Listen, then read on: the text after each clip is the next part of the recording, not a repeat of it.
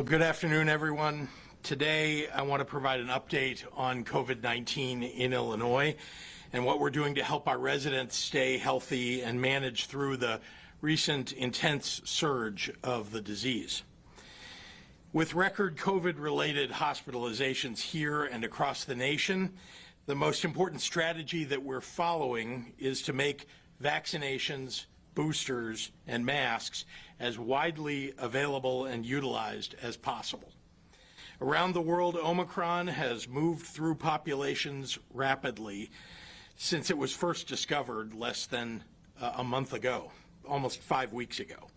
It's the most transmissible variant yet seen, and it has the potential to overwhelm healthcare across the nation.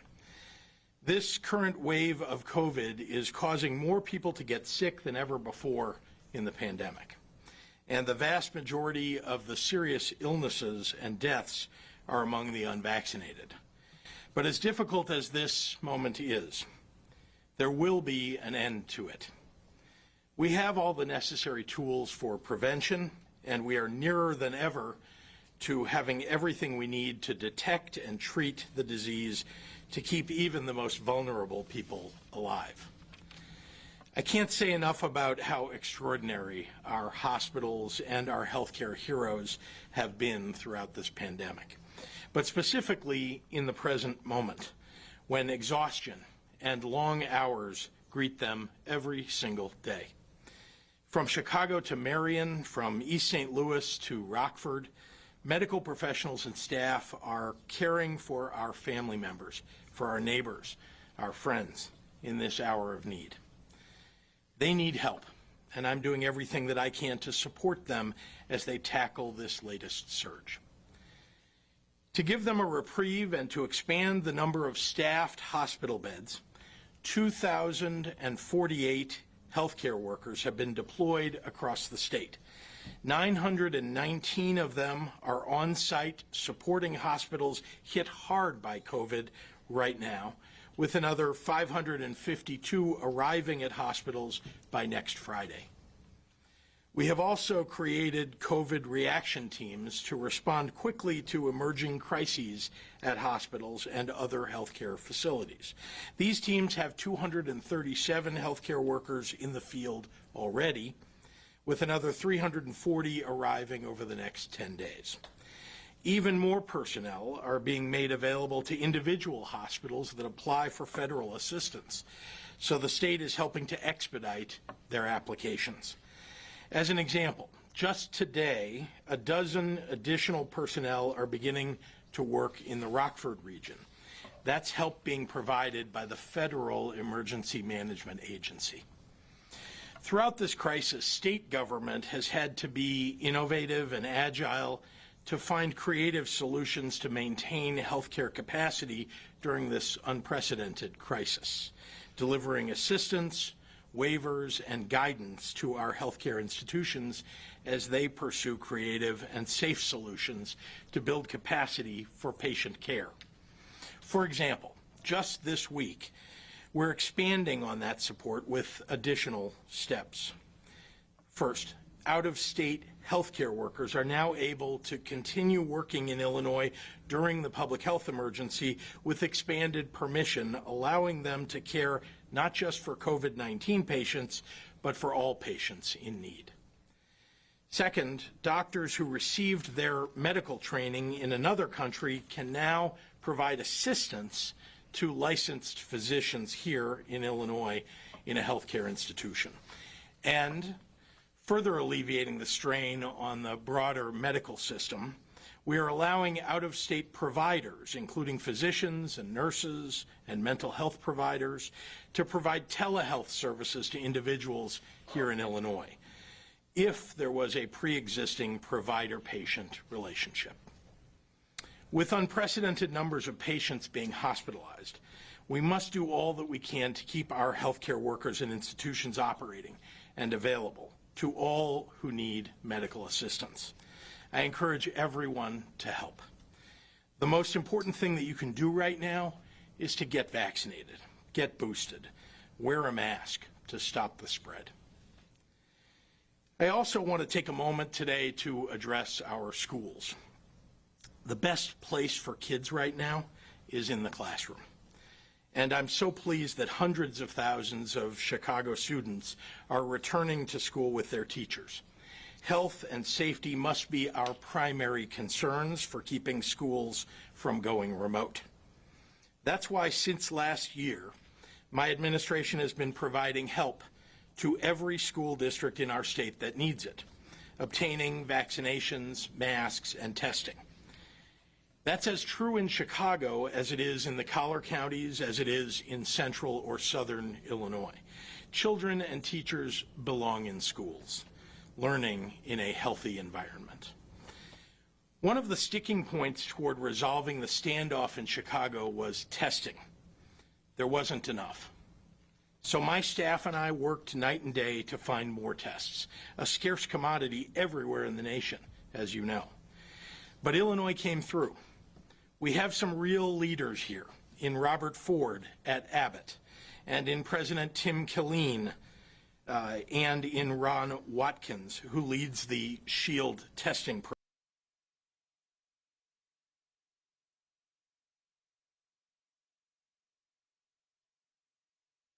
who answered my call for 350,000 rapid tests that helped break the impasse.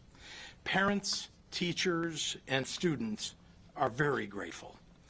I was pleased to deliver these tests promptly on Monday so that they could take that issue off the table. I will continue to work with all districts throughout the state to provide what they need to keep schools safe and open. So far across Illinois, we've held 1,645 on-site vaccine clinics in schools and day camps, with another 350 more scheduled. We've provided 3.8 million masks for school staff and for students. We've completed more than 2 million tests in schools through the SHIELD program and sent more than 1 million rapid tests into school communities. Vaccinations, boosters, masks, key to keeping schools open and to maintaining safety standards for staff and students alike. I want to end my remarks today with a request to the more than 8 million Illinoisans who fully vaccinated. First, I want to say thank you. Second, if you have a friend, a relative, a coworker, or a neighbor who is hesitant about getting the vaccine, talk to them about your experience. This week, my administration launched our On the Fence campaign to publicly share the testimonials of Illinoisans who were initially vaccine hesitant, but are now fully vaccinated. Those stories are crucially important, but nothing makes a difference more than hearing directly from the people that you know. So I encourage you to start that conversation with people you know and love. But last but not least, fully vaccinated Illinoisans are eligible to get their free booster shot, which multiplies by 10 your protection from COVID hospitalization. You can find a booster location near you at vaccines.gov. Thank you, and now I want to turn it over to Dr. Ezike. Doctor. Thank you, Governor. Good afternoon, everyone. I know we've been asked multiple times over the last couple of days if we've actually seen the peak of the Omicron surge. While it's too soon to tell, but of course we would all love to report that good news. We know that we have to continue with masking and vaccinations and boosting, and we look to get there soon. Unfortunately, right now, today, the hospitals are bearing the brunt. 9% of hospital ICU beds are available in Illinois right now. And that's an ICU bed for anything, COVID or non-COVID. These beds are not designated. Every hospital bed occupied by someone with COVID who was not vaccinated potentially could have averted that hospitalization. And we're making it difficult for people who are having a heart attack, who end up in a car crash, have their appendix burst, have a cancer-related complication, any kind of medical emergency. We're threatening the ability of those people to get the care they need. More than 7,100 people are in the hospitals across Illinois with COVID-19, and the vast, vast majority, over 80%, are unvaccinated. For Illinois, if someone is not vaccinated, they are 11 times more likely to be hospitalized with COVID than someone who actually is vaccinated and boosted. Imagine yourself as one of the nurses or the doctors that's going into the umpteenth patient room to treat a person for something that was preventable. Our healthcare workers are burning the candle at both ends and in the middle as well to care for COVID patients who could have avoided the hospitalization if they were up to date on their vaccine. I hear people say, oh, I know someone who had the vaccine and they still got sick. But please don't equate someone with a cough, runny nose, or sore throat to someone having to be admitted into the hospital and need precious hospital resources. Of the 7.7 million people in Illinois who've been fully vaccinated, 0.08% have been hospitalized with COVID. That's not less than 1%, that's less than 1/10 of 1%. So no, we know that these vaccines are effective and are extremely effective at keeping people out of the hospital. We all know what to do. We've all heard this, but we actually need to do it. We need to get vaccinated. We need to turn vaccines into vaccinations. We need to get boosted. We need to continue masking, continue testing. We should come together and do what's right for our greater good. And in light of next week, Martin Luther King Day, also the National Day of Service, as a commitment to our communities and serving others, please consider taking those steps now. Now I'll summarize comments in Spanish. Buenas tardes.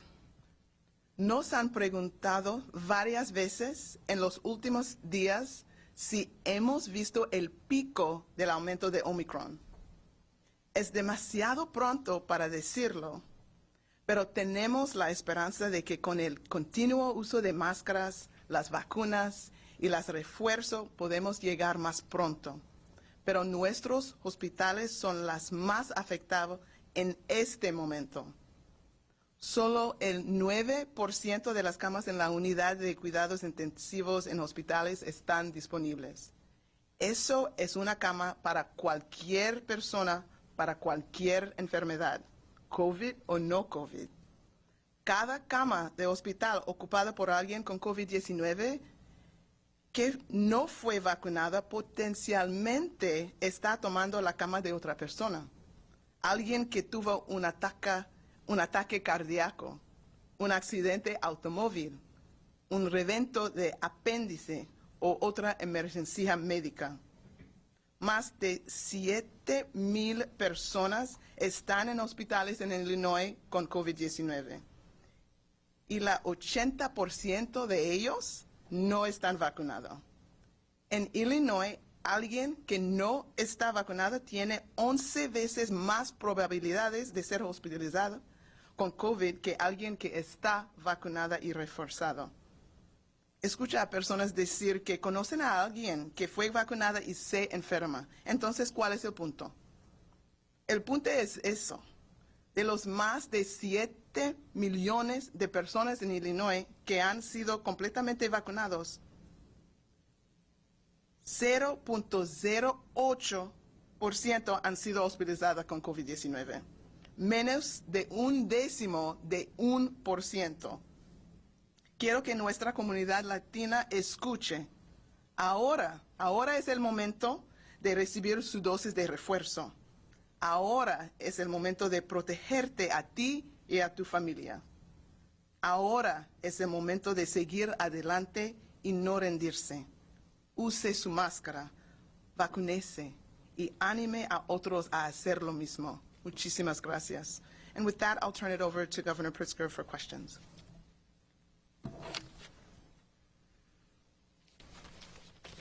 Thank you very much, Dr. Ezike. Happy to take questions from members of the media. I actually have a question for Dr. Zika. Sure, of course. Okay, what do you look for? Why are we not able to say that we've seen the peak? Because the numbers do appear to be coming very slightly down. Yeah. What do you need for a peak? We just want a consistent trend, you know. So I know in certain jurisdictions they can tell you that in their hospitals they've seen several days of a decline in the total number of COVIDs in the hospital. Statewide, over the last 24 hours there was a small dip, but the 24 hours before there wasn't. So you really want to see a consistent decline. I will be the first to announce it when we can say that pretty confidently. Crossing my fingers and toes, but I just don't want to get ahead of ourselves. We still need to make sure that we're doing the things that we need to do. And I haven't mentioned, but also we can prevent more admissions to the hospital by getting our flu shots. Just looked at the flu shot numbers, and we are only 20% vaccinated in the state of Illinois. That's lower than the national average. So that's another way that we can give a break to our healthcare workers. That's by getting our flu shot and trying to prevent a flu admission as well. What is the national average? I think it was like 23 or 24, so we were several points under. And Dr. Zike, since you're right there as well. Sure. The governor was talking about the two different ways of helps on the way. Healthcare workers, 552 arriving by next Friday. COVID reaction teams, 340 people arriving in the next 10 days. Can you explain the difference between those two different, the COVID reaction team versus the healthcare workers? Like, those are two separate numbers, but I don't understand. So why. there's different buckets. We're really trying to pull on every lever to get help throughout the state to all of our hospitals. So there are federal teams that are coming on board that are providing assistance in specific hospitals. We also have multiple contracts to provide nursing staff and other medical staff to help supplant the loss of staff.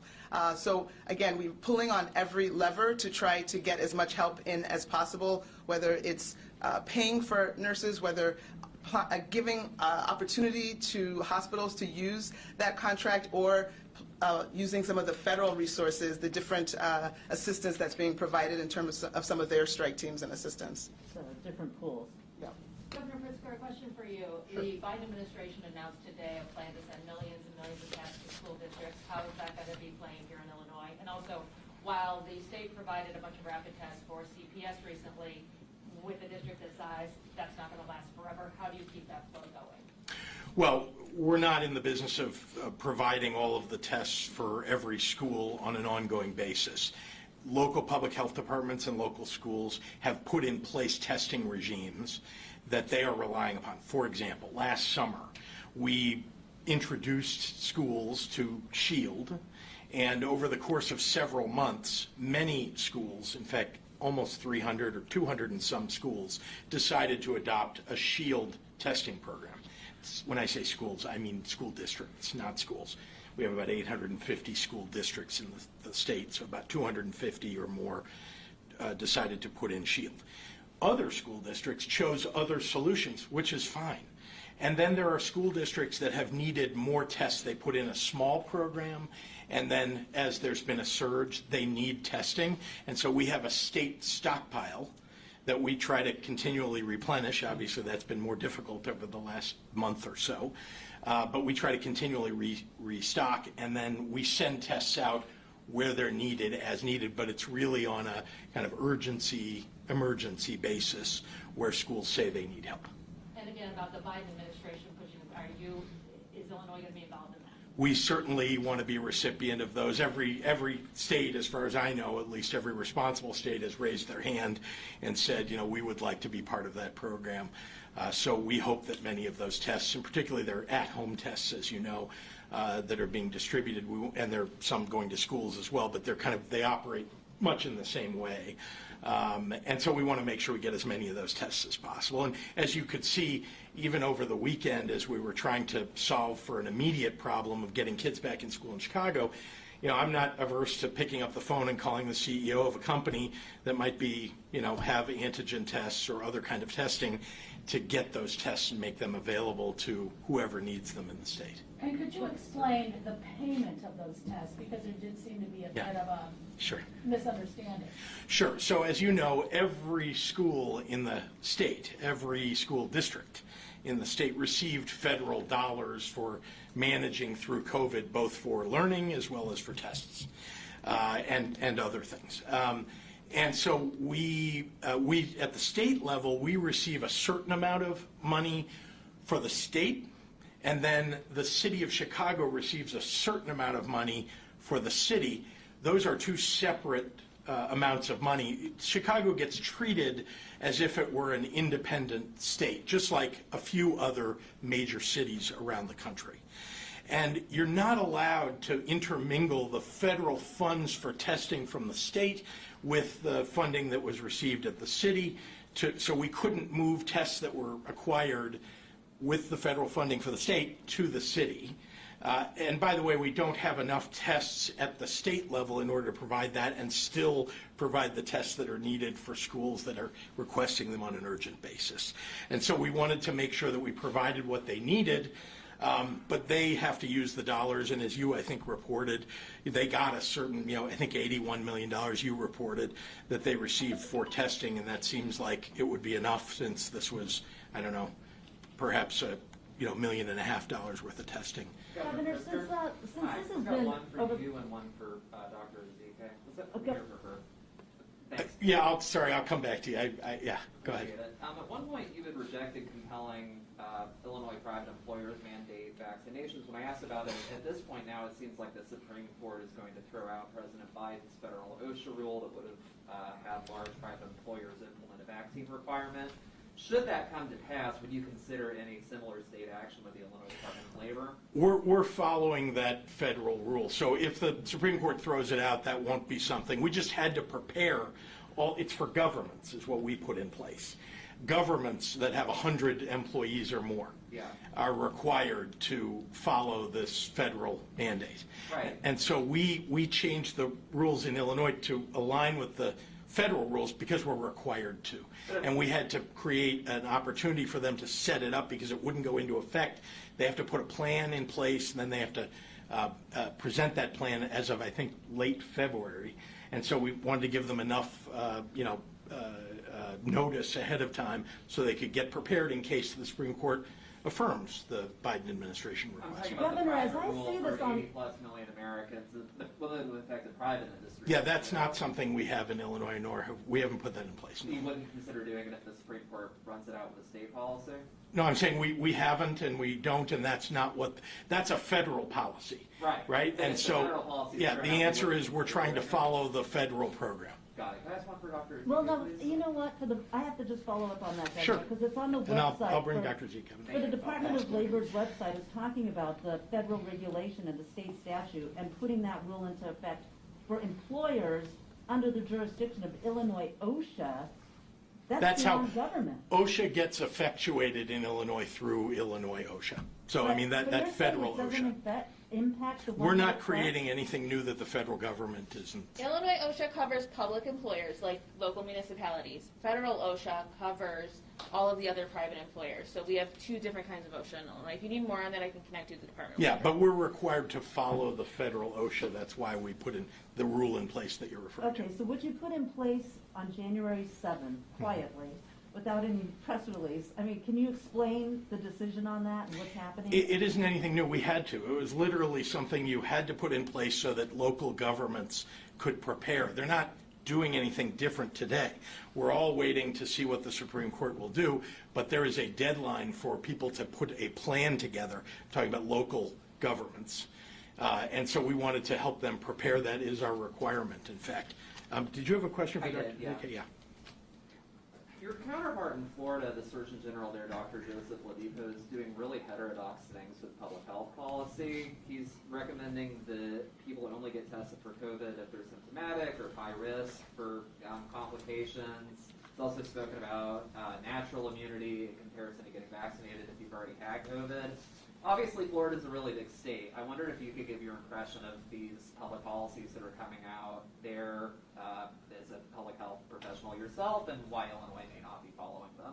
You know, I think every state health official has enough to handle with their own state, and we know that throughout this pandemic, Illinois has taken stances that other states haven't. And to show for that, we have had one of the lowest mortality rates of all the states. So I stand behind the decisions and the policies, and I will leave other states to other state health officers to handle their states' policies as well. Dr. Ezike, can you talk about the historical context of what we're seeing in the hospitals right now? When I jumped on the COVID metrics today and I was looking at comparing the ICU bed numbers, and I don't remember it ever being this dire, but correct me if I'm wrong. I mean, it seems like we're at a point in time, historically speaking, with the hospitals where, is this the worst point in time that we've seen with them? We have never had this many COVID patients in the hospital at any point in the pandemic, not in spring of 2020, not in the winter of 2020. This is the absolute highest number, and not just by a couple. Our previous totals have been smashed. The previous totals of COVIDs in the hospital were about 6,000, I think 6,000, and we're over. 175. But who's counting? 6,175, and we are at over 7,100. So we have significantly passed all previous records. Dr. Ezike, you mentioned, or the governor mentioned Rockford. Are there any, what other areas of the state are in, most need of the additional healthcare workers that are being sent in? I mean, the truth is, I was on a call with all the chief medical officers of the hospitals across the state today. They are all crying the same thing. They all need help.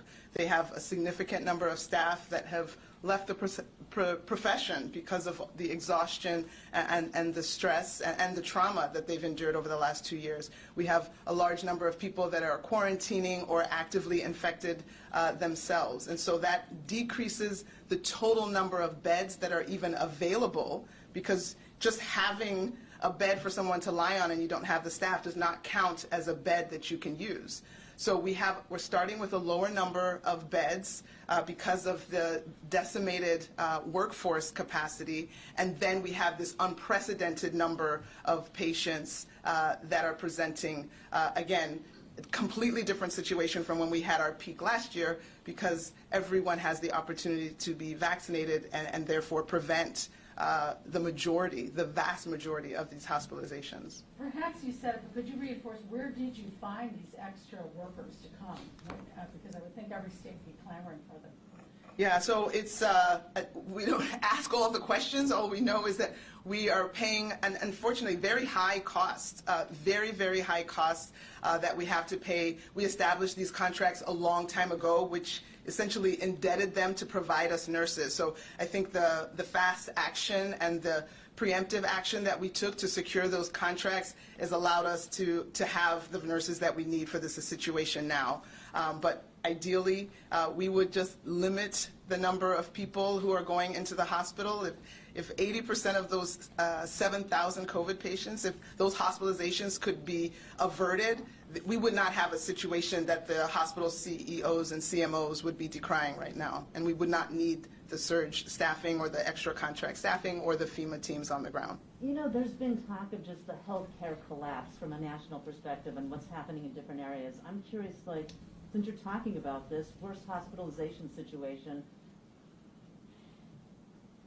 where do we stand with this? I mean, from a healthcare overall standpoint in our state. Well, yeah, that's a much larger conversation. We know that we've had, even before COVID, there was a healthcare workforce shortage. And so there are many strategies that need to be implemented, thinking about how to recruit people to the fields, thinking about different class designations within the healthcare force that maybe don't require as many years or decade of training, and so bringing people into the healthcare force by those other means. So there's a lot that needs to be done. That's the big picture that needs to be tackled, because whether it's COVID or something else, we do need to have an adequate workforce that can deal with any potential emergency, and so that's another ongoing problem to tackle. We'll do one more. Dr. Ezike and Dr. Krister, the state never had to use the McCormick Place Field Hospital in the early part of the pandemic. Has there been any consideration of trying to set up some field hospitals in any parts of the state?